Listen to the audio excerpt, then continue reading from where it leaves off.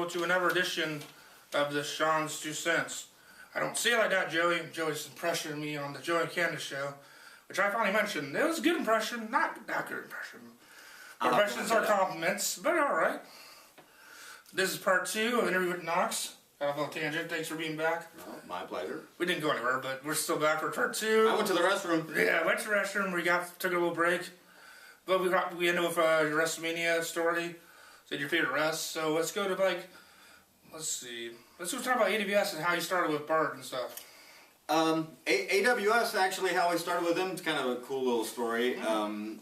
Bart, we had mentioned Frank & Sons earlier, with all the booths and the vendors who sold all their stuff. I need to go to Frank & Sons. It's been slacking on it. I haven't been there in a long time, since we've had wrestling there, actually, yeah. I think. But Bart basically ran a booth at AWS, and it was called the Alternative Wrestling Shop, and he basically sold DVDs, masks, all sorts of wrestling-related paraphernalia.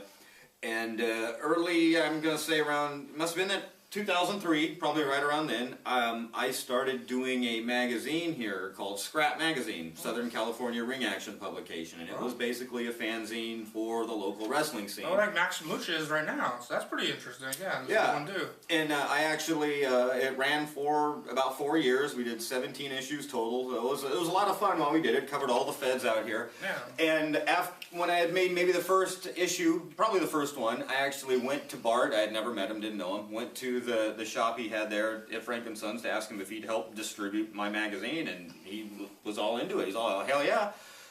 Anything to help the scene grow and benefit it. So he snatched a bunch of them up and started selling them for me, and it just kind of, the relationship grew from there. And I think the next AWS show, he booked me to ref. And what was the first match you ref for AWS? Oh shit, I honestly don't know. I could not tell you. What was the first one that we remember? The first one that sticks out.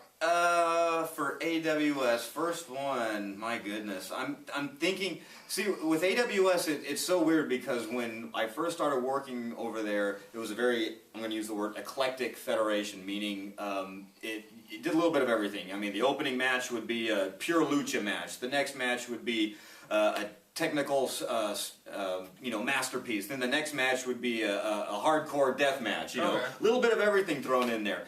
And I know Bart looked like he was influenced by ECW. And he definitely was. He definitely was. And what happened was after the initial year or so, the attendance started kind of dropping and interest was being lost. Bart actually brought in a booking committee, which was like Adam Pearce and I think there were some others involved, I can't remember, but they started running these angles with like what they called the Masked Spy Master angle. Human Tornado was the AWS champion, and then this masked guy came to challenge him, and it was a really, really good storyline, and it really piqued attendance. I mean, we suddenly had 200 people in Frank & Sons watching the shows again. And for that good little stretch there, business was really good, and the interest was really peaked in AWS. And then I think the fallout started when we got kicked out of Frank & Sons, which, to set the record straight from my perspective, I was told it was because too much cussing over the live microphone, which the entire building could hear. So after I think we were warned a couple times to cut that out and it didn't stop, we eventually got booted out. But yeah, it's kind of hard for me to can't even remember specific matches, but there were a lot of great stuff that went on in AWS. That's where I first met a lot of the great luchadors who I know today. So AWS ran for 12 years, 12-year anniversary next year, and PWG ran for 11. So what's the differences in how they ran together for all that time they've been around? I know AWS stopped for a while. Yeah, AWS stopped because Bart moved out of state, but then he came back and running again. But basically, I always tell a lot of people, number one difference, PWG is more of a closed community, so to speak. I mean, I get contacted quite a bit by wrestlers throughout the country. How do I get into PWG? Not to be harsh, but you're probably not going to, just because if they want outside talent, they're going to seek it out and get it. They're very set in their ways. They know who they want, and that's just how they run their business. Yeah, closed is very, very good. Description of it. Yeah, and Bart and AWS, open community. I get a lot of people who come to me and say, how do I get to PWG? And I go, I wouldn't worry about PWG. Try getting into AWS. Yeah. Bart will welcome almost anyone with open arms, and especially if they're coming in with a referral. On Facebook and I watch a lot of wrestlers from the East Coast, and I try to message Bart, because I know Bart will listen to my show and stuff, and that's good. That's how IWL was. So we're doing Talent debut, like Monster Mafia debut this year. And it's good to have that sort of relationship to where when you do get contacted, people on the other side of the world. I'm getting heavily contacted by a lot of Brazilian wrestling fans lately because they're very, very big on PWG, and they're asking, how can we get to United States? Is there any feds I could work for? I'm all, well, I'll introduce you to Bart, and because he'll probably give you a shot if you send him a tape. He'll at least let you wrestle. Brandon Gadsden was a perfect opportunity. I've known Brandon Gadsden for almost 15 years probably. When he wanted to branch outside of the EWF and start getting to other feds, he said, what do I do? Who do I get him to? I said, give me your tape. I'll give it to Bart. I'll give it to Adam at AWS and give you my endorsement. And sure enough, they started booking him. Next thing you know, he's headlining a PWG for a while. So you just got to go through the channels and steps. And Bart's is an excellent place for an established worker to try to get seen in Southern California. They've been back for a year, full force. How has this year been back for AWS and working all the shows and stuff? It's been phenomenal. I think we have so much fun at this new venue, the American Legion Hall out there in Southgate. The shows have been fun. We've had Sabu come in, we've had Daphne come in. I think we've only had maybe one show this year where it was like subpar attendance, not very many fans. Lottery and the Face-Off Challenge, the May shows were kind of off. And I think that might have been because they were close together. Who knows? But it was sad because it was Paradise's farewell, and it was not a lot of people to see him off. And Lethal Lottery was fun for what it was. Yeah, I think I even missed the Lethal Lottery show. I don't think I was. It was legit Lethal Lottery. No, that's what Bart says, legit Lethal Lottery. Yeah, that basically means they go out there not knowing who they're going out there against. So it makes for a fun, interesting match if you've ever been in a situation where you're just out there in front of a live audience and don't know what's supposed to happen. We had Borden wrestling. The referee champion. Yeah, that's right, Justin Borden. I missed that. He's wrestled a handful of times now, I think, over at EWF and stuff like that. Yeah, he wrestled at Wrestling for Wrestling for 18 with his partner SoCal Crazy. Yeah, that's Wrestling Pro Wrestling. Brian Kendricks, right? Brian Kendricks. Another good friend. Bad 10's there, but just Wednesday night, not really promoted. That's one thing you gotta do with wrestling, promote it. What's the thing about attendance is like promoting. That's true, and plus, it sucks now the venue's gone. The Dome, R.I.P. Dome. Banana Dome, it's R.I.P. Yeah, let's get your opinion on next year, 2014, without the Dome and a lot of promotions. Like, what do you think the scene's gonna be like next year? We have AWS running, PWG running, and EWF. That's about 3 major promotions that are just gonna run every month in Vendetta. Right, so it's going to be hard for new ones to get started. Well, it will be, just because I think the Dome was almost a crutch that a lot of promotions and Next Pro just closed down yesterday. It's like, all of a sudden they're like planning shows and boom. Yeah, it's kind of unfortunate. I mean, it was a neat little home that we had here in SoCal, and it was a welcome place for a lot of these feds to get started and to just run shows. One-off shows. Joey Ryan ran some shows, was going to do some more, and that was the venue we were looking at, but... as far as how it's going to affect the scene overall, maybe initially you're going to see maybe some less shows, but when one door closes, more opens. So there will be other venues. Jerry Brown was kind of my opening to the scene with Joey's shows, because DD4 was my first show, 2012, and then I started going to the Takashi shows. Did you work in the Takashi shows? No. For Joey's, but they were pretty cool. So, what was your first time working at the Dome?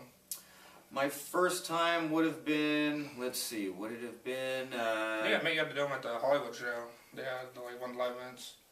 You know what, it might have been that one, but I'm thinking Cashier was like the Hollywood live event plus Cashier. Yeah, that was the one that had like Steve Masters, right? And Chris Masters, I mean.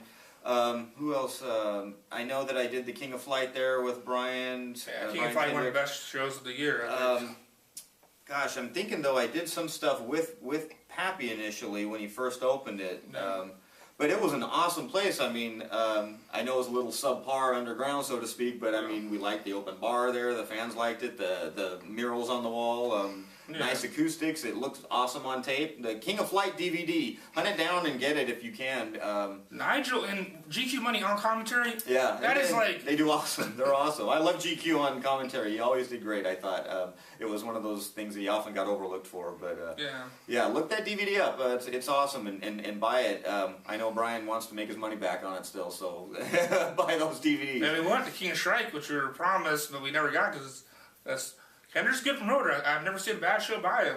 No, in fact, he knows how to mix it up. I get impressed when you see the limited guys that he can put a card together with and really put it in. Candice versus the Sheik, like, where else would you see that? Exactly. It's like, man, So back to AWS and PWG, like, later on in the year, it's like, what do you think was the best year that PWG had? What was the best year in SoCal? What do you think the best year was? Overall, as far as the best year, I mean, when I look back on like what I consider the golden era of SoCal indie wrestling, it probably would be that early 2000s. It's kind of hard to pinpoint one year, but I mean, when my schedule was basically, let's say Wednesday night we'd do a show, a UPW light show. Friday night we'd do either another UPW light show or we would do a battleground show or something. Saturday would be an EWF show. Sunday afternoon would be a lucha show. Sunday evening would be a Hollywood Dojo show. I mean, we were at one point there when I was working literally 4 or 5 nights a week for a good stretch of a couple years there. It was just a blast. And at the time, I was working for a company that gave me a company van, so I was shuttling all the wrestlers all over. It was like road trips every weekend. It was a lot of fun. But things change, and as far as like with PWG, I'd say going back maybe 3 or 4 years. Maybe, let's see, this is 2013. Let's say 2010 probably was their best year. Yeah. 2011 topped that. I think 2012 topped that. Because I was 13 watching. topped that. That's right. That's when I started watching all 2011, all 2012. Like, amazing was just like when I got into wrestling. It was like kind of like late 2012 was like 2011 was my first show. Was the Epic War show that Gary Yap ran against New Jack, which ran against PWG. I heard. That's what ATOX said. Really? I don't know if ATOX is right.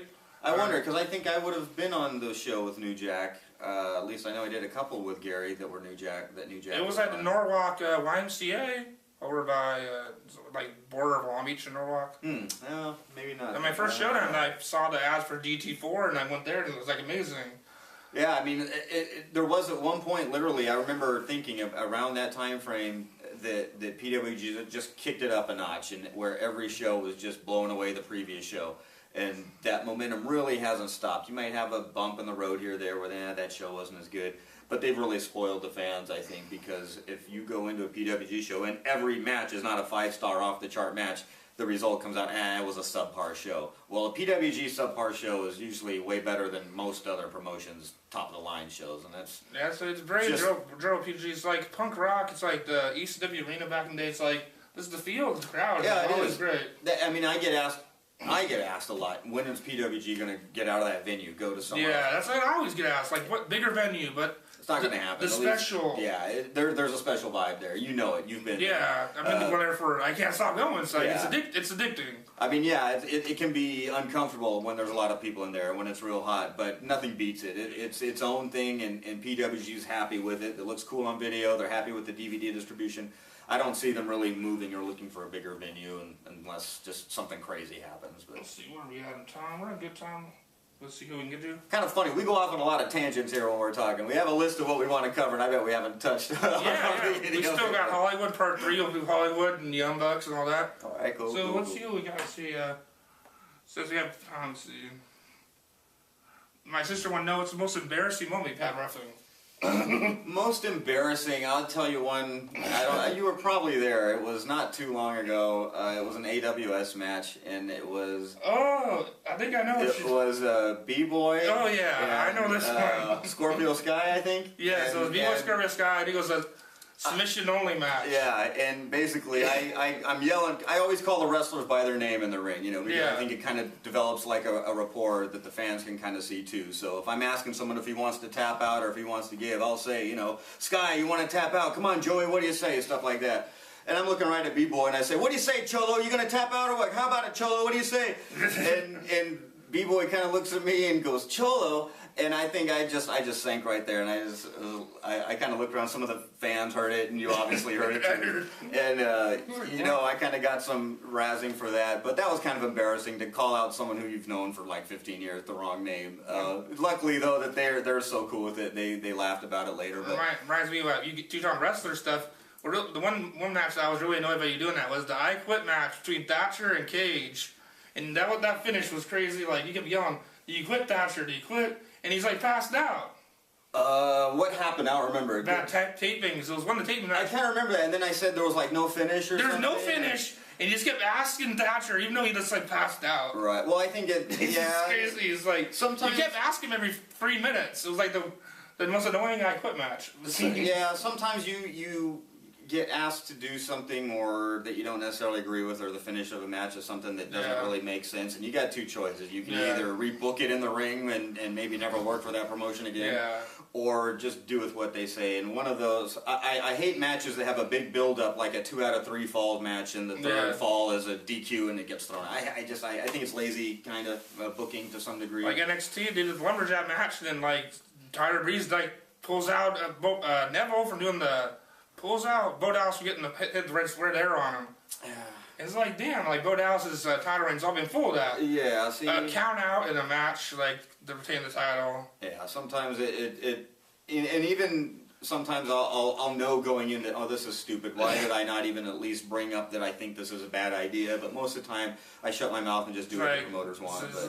But I'm getting better about being a little more vocal and telling people, like, that's stupid, let's not do that, or, you know, why don't you do it this way? And for what it's worth, you're the most senior official, and they tend to listen to me a little more and take it to heart. They might not change what they're going to do, but at least they'll see my point. And I had a blow up with one of the writers of Hollywood a few months back, because I said, you keep making these scenarios where the referees look stupid, where you know, it's one thing for a referee to miss something, but then you do the exact same angle again a couple weeks later after you just saw it happen on TV, and they didn't even remember that had happened. We'll get to Hollywood later, because there's a lot of stuff about Hollywood, but we don't want to do much. But well, what's one good thing that could take 5 minutes? Rising stars. What do you think the rising stars are right now? Let's see, guys who I'm kind of impressed with. Now again, I can only go off of guys who I see. Yeah, guys you see, like Eli, who's wrestled for only like Santino's and MWF. Sure. So I'm, looking at I'm pretty impressed with some of the guys who've been coming down from Oregon for the Hollywood tapings. And Ethan HD. Yeah, Nathan HD in particular. I think he's definitely got the. Yeah, isn't that his name? Ethan HD. Ethan HD. Ethan HD. Is there a Nathan HD? No, Ethan HD actually had Debbie Trout. He was tweeting about, that's pretty cool. And he'll get there, I'm sure, because he's got the look, he's got the talent. Morty or Jeff Manning. He's done a great job with the Oregon promotion. I think a lot of guys come in are really good guys. Santiago. And it's kind of cool because he gives a lot of the guys down here an opportunity to travel abroad and go up to Oregon and wrestle. He keeps extending the offer to me, and the timing hasn't worked for me. But some other refs have been up there. Jason's been up there. I think Patrick's even gone up there, if I'm not mistaken. Pat was the last one that went up there, because I usually talk with McCord. McCord's my good friend. He was on in studio. We're talking about in studio guest before the show. And McCord is the first rep here. That's right. He was on here. I forgot about that. McCord was on here. He's a good friend of mine. One of the first wrestlers I really bonded with, and that's pretty cool.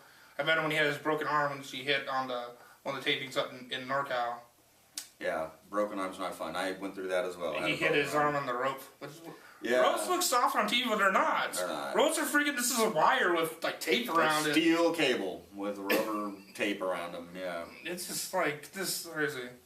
In fact, it's one of the things that you don't know, the aspiring wrestlers who are just training, you know, when they run those ropes and they go home and they suddenly realize their back is all bruised up with horizontal bruises, it's from hitting those ropes, you know, so depending how tight they got them wound. It's not goddamn springs. It can hurt. You know, trampoline. Now the Young Bucks want to book a review that's in the trampolines and stuff. It's like those jump houses.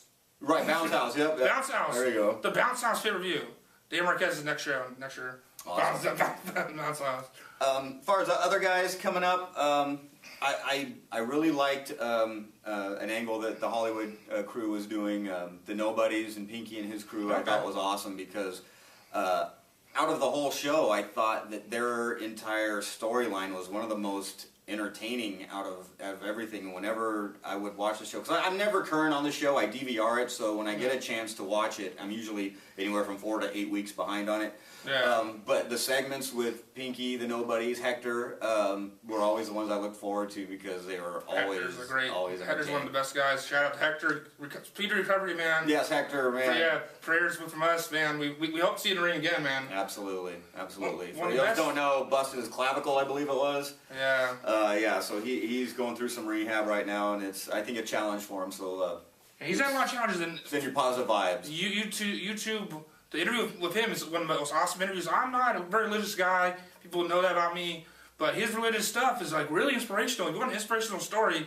Go to the YouTube channel. Like go down Hector Canales' interview. Like I just stand there 20 minutes. He can talk and like really get you in there. I mean, even notwithstanding the injury to him, he's an inspiration. Just as his soberness is a tremendous inspiration to anyone who's struggling with addiction or anything like that.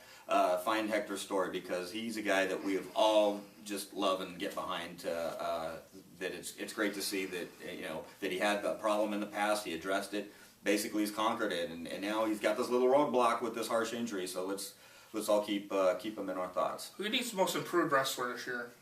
Most improved? I say Big Duke. I think Big Duke's really improved this year and got better. Sure. Yeah. Last Man Standing had at the Percy Pringle Cup was really good. Scorpio won the best match. Even Bart says one of the best matches he's seen Duke in.